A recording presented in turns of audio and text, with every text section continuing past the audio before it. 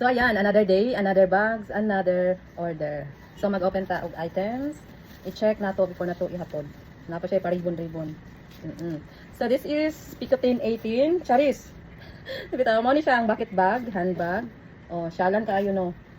Ayan. Napa siya pa hardware na ano, chain, gold. Oh, syalan kayo. Mura jud Picotin 18. Oh, pa gold. And the quality of leather. Oo. Nindot.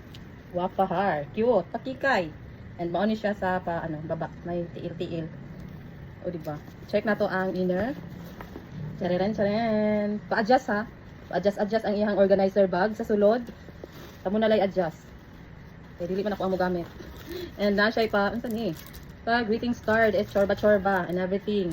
So kamo na lay manghipos ani o kamo na lay mo tanggal aning cover. So brand new, Picotin 18 Charis. Dili lagi, bucket bag lagi. Hoy, same lang sila sa ano, sa Picotin 18 ni Miss Jayan, 250,000.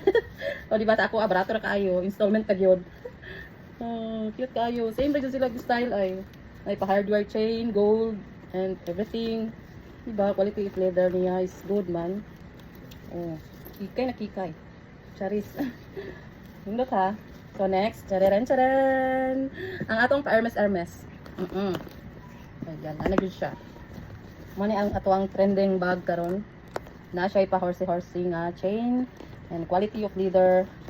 Ano, nice po siya ha. And mga gihapon, style gihapon siya. Same lang sila style atong isa. Sa baba. And check nato ang ihang palak. Lahi po din siya style kung kani. Paano yung lock. Ayan. Check na to ang inner. Na siya pa organizer bag with zipper. Ayan. With zipper ang organizer bag para dili mga tuwad balintong ang ato ang mga gamit.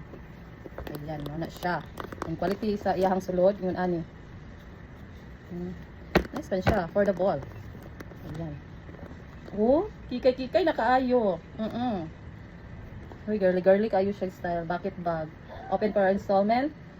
O, kinsay nag-ingon. Nga dato lang pwede ang mo gamit ug ingon ani. Diba?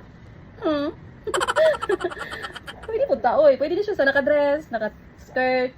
Ayan.